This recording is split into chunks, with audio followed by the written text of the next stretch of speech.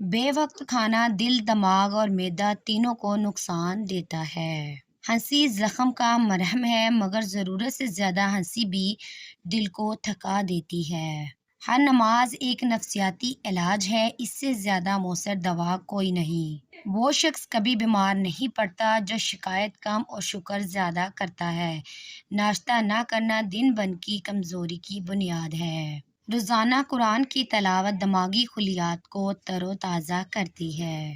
ہر روز کم از کم آدھا گھنٹہ خاموشی میں بیٹھنا دل کے لیے دوا ہے۔ سادہ خوراک، سادہ زندگی اور سادہ سوچ لمبی عمر کی ضمانت ہے۔ ٹھنڈی سانسیں اکثر گرم دلوں کی نشانی ہوتی ہیں۔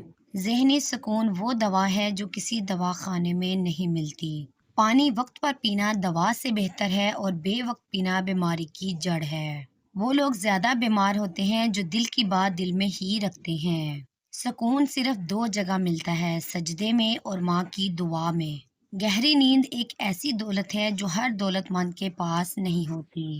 ہر وہ آنکھ جو رات کو روتی ہے صبح جسم کو تھکا دیتی ہے۔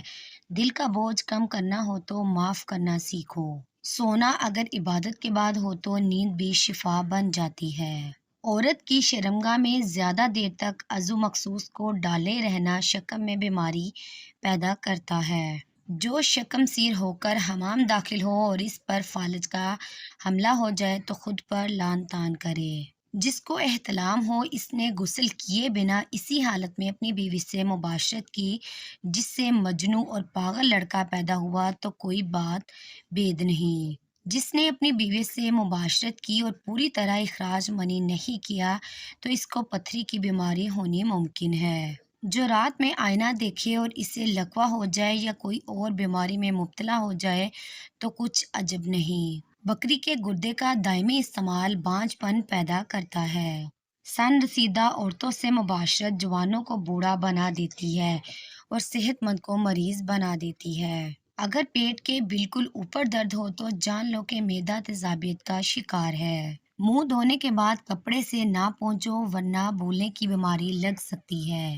روزانہ ایک سیب کھانا ڈاکٹر سے دور رکھتا ہے، پرہیز علاج سے بہتر ہے۔ اگر پسینہ زیادہ آئے تو جان لو کہ جگر میں گرمی کی شکایت پیدا ہو گئی ہے۔